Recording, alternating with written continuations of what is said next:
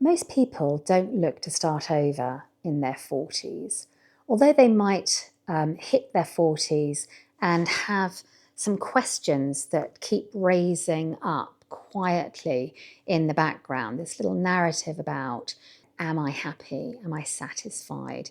Do I want to change? Is this it? What next for me? They choose to stay stuck because they already think it's too late. It's too late to change. And I'm too settled. Everything is very familiar and comfortable, and it will be an upheaval. And so fear and anxiety about change keeps them rooted and stuck in the life that they have. And maybe that life is very satisfactory.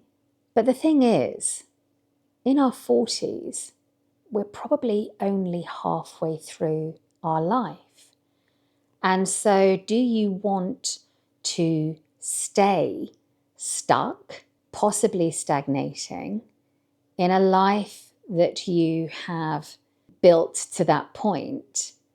Or do you want to rethink everything along with the challenges that that might bring, but that will actually bring you more joy and more freedom, more stimulation by simply taking the time to rethink where you are now and what the next 40 years could look like? It's an anomaly to think that where you have ended up, the decisions that you made in your 20s and 30s, actually define who you are for the rest of your life.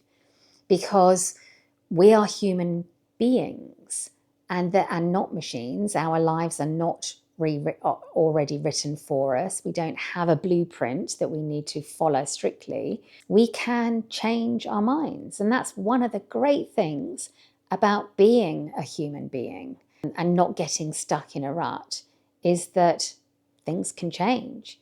We just have to put our mind to it and then take action. Of course, what is true is that making change feels riskier when you're in your 40s. You have responsibilities, you have financial responsibilities, you have parental responsibilities, and you may even have responsibilities for your parents. And so it becomes challenging to sit down and think, what can I do differently? And what am I risking by making those changes? So instead of asking, can I start over from scratch? A better question is to ask, how can I redesign my current life in a way that gives me more freedom and that is a plan for when I move into that later stage of my life? How can I build those foundations from the foundations that I have now? Because starting over doesn't mean burning everything down. We're not ripping up everything that you have built to start afresh. It's more about, how can I build from where I am currently that is going to give me a life that I want moving forward, so that you're not standing still, you're constantly evolving. For me, it was a small strategic shift. It was thinking differently about my home, thinking differently about my career, thinking about how my relationships will flourish by making changes. And one of the first things that we did was we moved from Surrey, where we had a very large mortgage that was in a house that was reasonable. It wasn't a big house, it wasn't a small house, it was mid-size and comfortable, but it kept us stuck on a hamster wheel, just going through the motions to keep maintaining that home.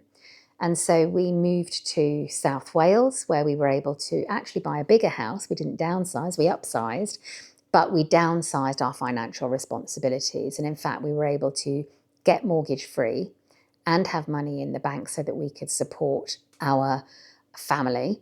And I was able to go from working full-time in London to running my own coaching and counselling practice, which meant that I was able to reduce my hours. So I hope that gives you an insight into what you can do differently, and maybe you can do that lifestyle audit and think about, what do I have now? What bits of that do I want to keep? And what do I want to be different? And is that going to serve me as I move towards the next phase in my life? I'm Angela. I hope that you've enjoyed this reflective conversation and it's given you food for thought.